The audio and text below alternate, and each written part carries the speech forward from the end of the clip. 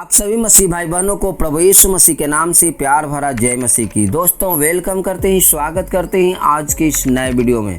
तो प्रियो, आज का वीडियो है खास होने वाला है। आज का वीडियो है जो आपके लिए है जे एक ऐसा खास होने वाला है जो आप के मन में हमेशा है जे चिंता रहता है, हमेशा आप सवाल आपके मन में होते रहता है कि मैं इतना परिश्रम करता हूँ, इतना काम करता हूँ, इतना मेहनत करता हूँ, इतना घर में पैसे लाता हूँ, फिर भी मेरे घर में पैसे क्यों नहीं रुकता, मेरे घर में धन संपत्ति क्यों नहीं रुक पाता। लेकिन प्रियो, परमेश्वर चाहते हैं कि आप आशीषित हो। परमेश्वर चाहते हैं कि आपके पास दूसरे को देने के लिए रहे, आपके पास धन और संपत्ति हो, लेकिन फिर भी आपके पास धन और संपत्ति क्यों नहीं टिकता है। जैसा कि दोस्तों, धन और संपत्ति है जो यहोवा के आशीष से मिलती है, ऐसा वचन कहता है। नीति वचन 10:22 कहता है कि धन यहोवा की आशीष ही से मिलता है और उसके साथ दुख नहीं मिलाता। लेकिन प्रियो, जब प्रभु के पास आप आए हो, फिर भी आपको पास ये आशीष क्यों नहीं मिल पा रहा है, जबकि परमेश्वर चाहते हैं कि आप आशीषित हो। परमेश्वर चाहते हैं कि जो आपको दिए हैं उसमें दुख नहीं हो, तकलीफ नहीं हो। तो दोस्तों, आज मैं 5 ऐसे गलती को आपको बताने वाला हूँ जिसके कारण है जे आप पैसे के लिए मोहताज हो, जिसके कारण है कि आपके पास पैसे नहीं रुक पा रहे हैं, जिसके कारण है कि आपके पास पैसा धन संपत्ति नहीं रुकती। तो प्रियो, आप मेरे साथ वीडियो में बने रहे, वीडियो अंत तक देखें ताकि आज का जो वीडियो है उस वीडियो से आप आशीषमय हो सके।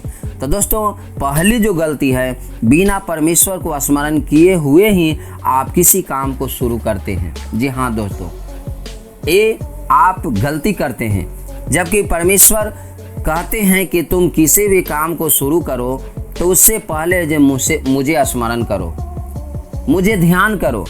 लेकिन हम लोग क्या करते हैं कि काम को शुरू कर देते हैं और परमेश्वर से हम बातें नहीं करते हैं, परमेश्वर को सुमरन नहीं करते, उन्हें स्मरण नहीं करते, उन्हें ध्यान नहीं करते हैं और उस कामों को शुरू करते हैं और उसका खामियाबा हमें और आपको लॉस उठाना पड़ता है, हानि उठाना पड़ता है।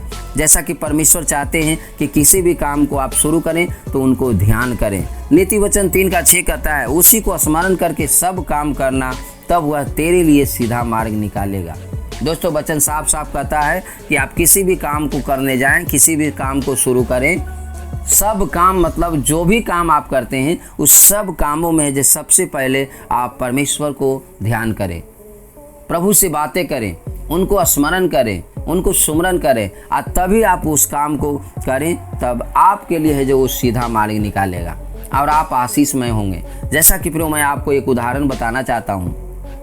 पतरस सारी रात है जे झील में जाल को डाले, उन्हें एक मछली भी नहीं पकड़ पाए, एक मछली भी नहीं मिला। लेकिन प्रियो, जब यीशु मसीह उस नाव में बैठे और यीशु मसीह कहे गहरे जल में ले चल, और जहाँ यीशु मसीह बोले कि यहाँ जाल डाल, वहाँ जब वो जाल को डाले तो इतनी मछलियाँ आ गई कि उन्हें मदद के लिए दूसरे नाव वाले को बुलाना पड़ा और वो नाव है जो मछलियाँ से भर गया।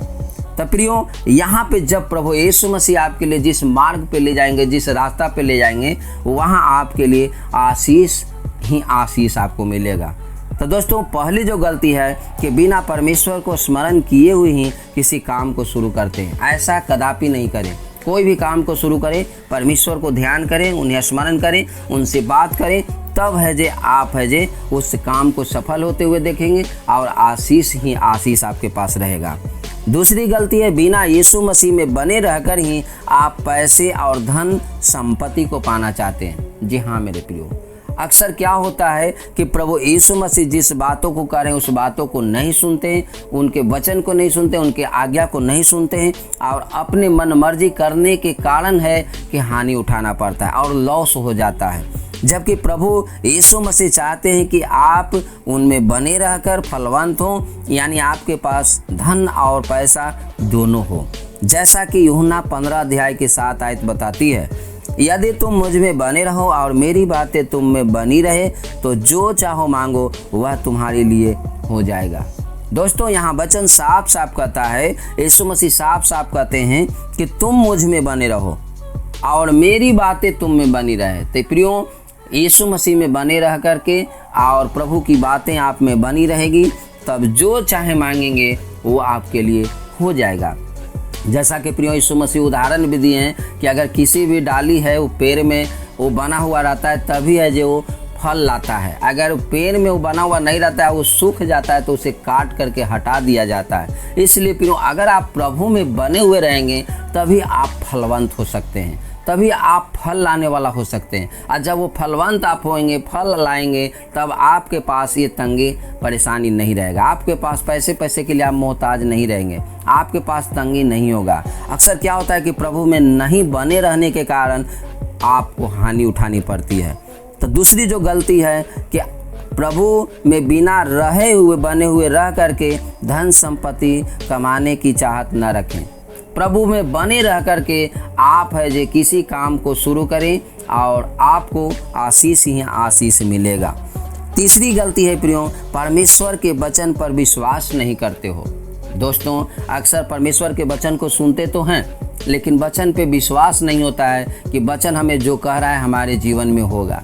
जैसा कि प्रियो हम आप सब बाइबल में देखेंगे कि पतरस जो थे यीशु मसीह की बातों पर उन्होंने विश्वास किया। यीशु मसीह ने कहा कि तुम चलो गहरे जल में नाव को ले चलो, तो उन्होंने ले गया। कहा प्रभु मैं तेरे कहने से चलता हूँ। जब उन्होंने कहा कि यहाँ जाल डालो, तो उन्होंने कहा प्रभु मैंने सारी रात तो मेहनत किया लेकिन एक भी मछली नहीं पकड़ पाया, लेकिन तेरे कहने से मैं जाल को डाल देता हूँ। और उन्होंने विश्वास किया और विश्वास करते हुए जाल को डाला और उनको है जे उस आशीष को मिला। ऐसा आशीष मिला कि भर नाव है जो मछली हो गया, जाल इतना मछलियाँ जाल में आ गया कि जाल फटने लगा।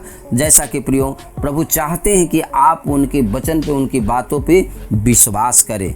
इब्रानियों 11:6 कहता है और विश्वास बिना उसे प्रसन्न करना अनहोना है, क्योंकि परमेश्वर के पास आने वाले को विश्वास करना चाहिए कि वह है और अपने खोजने वालों को प्रतिफल देता है। तो प्रियो विश्वास के बिना है जे आप प्रभु को प्रसन्न नहीं कर सकते हैं, परमेश्वर को प्रसन्न नहीं करते हैं।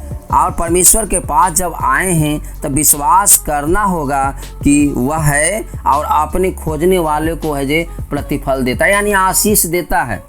तो दोस्तों जब विश्वास करेंगे तभी है जे आपका जीवन में है जे वो काम होगा।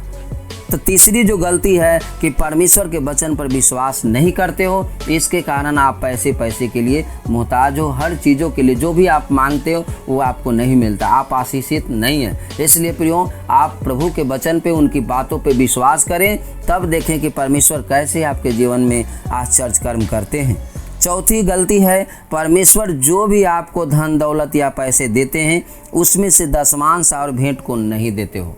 जी हाँ दोस्तों, अक्सर क्या होता है कि हम परमेश्वर से मांगते रहते हैं, परमेश्वर हमें देते रहते हैं, लेकिन परमेश्वर ये भी चाहते हैं कि जो भी आपको मिला, जो भी हमें दिए, उसमें से हम परमेश्वर को भी हम सम्मान करें, परमेश्वर के पास भी ला के दें। लेकिन हम लोग क्या करते हैं कि हमें जो भी मिलता है उसमें से हम परमेश्वर के पास दान और भेंट नहीं देते हैं, जबकि परमेश्वर भेंट और दशमांश को देने को कहते हैं। जैसा कि मलाकी 3:10 आयत कहता है, सारे दशमांश भंडार में ले आओ कि मेरे भवन में भोजन वस्तु रहे।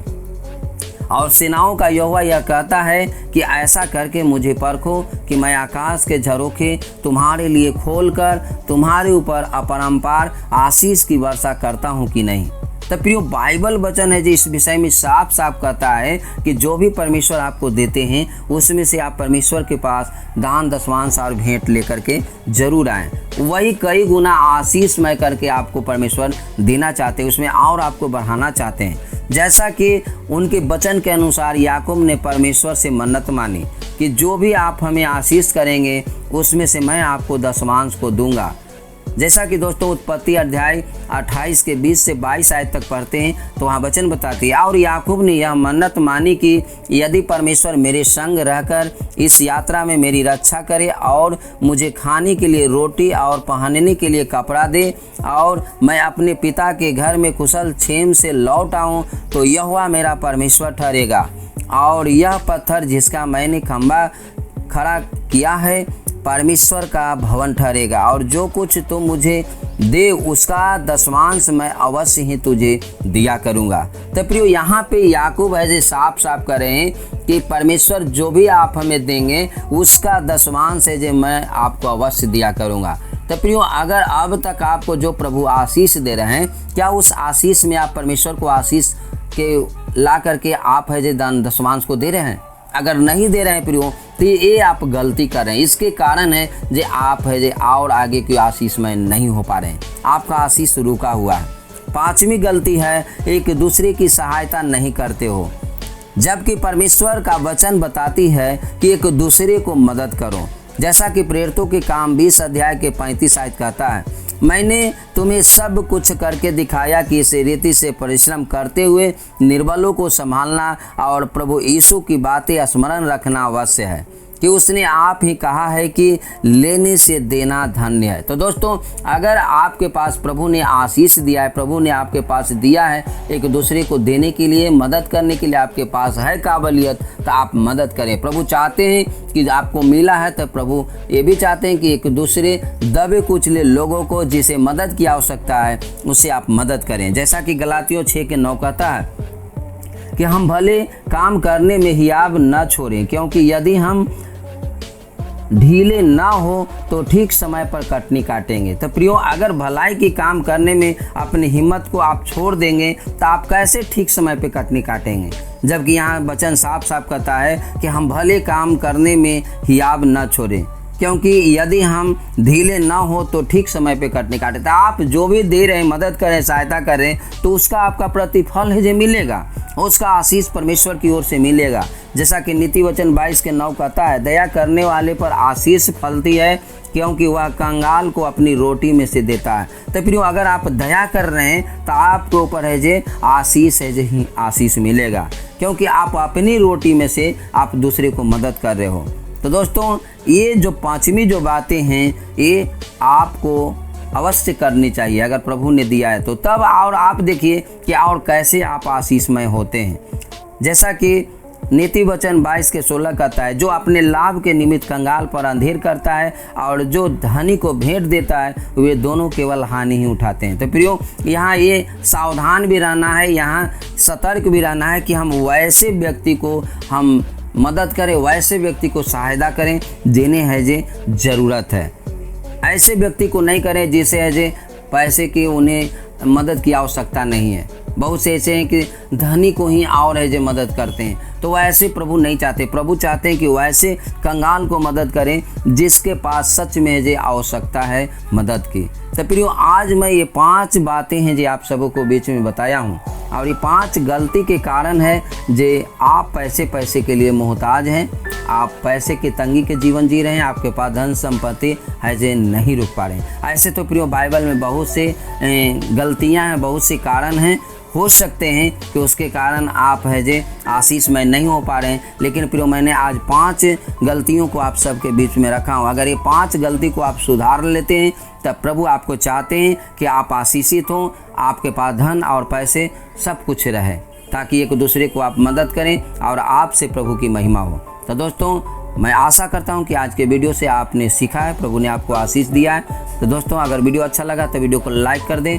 चैनल पे नए हैं तो चैनल को सब्सक्राइब करके बेल आइकन ऑल को ज़रूर दबा दें, और वीडियो को शेयर करना ना भूलें, ताकि आज जो 5 गलतियां आप जान रहे हैं वो किसी और भाई बहन जान सके और वो अपने आप से 5 गलतियों को सुधार सके, ताकि वो आशीषमय हो सके। तो दोस्तों, मिलते हैं अगले वीडियो में, तब तक आप अपना ख्याल रखें। आप सबको जय मसीह की। God bless you.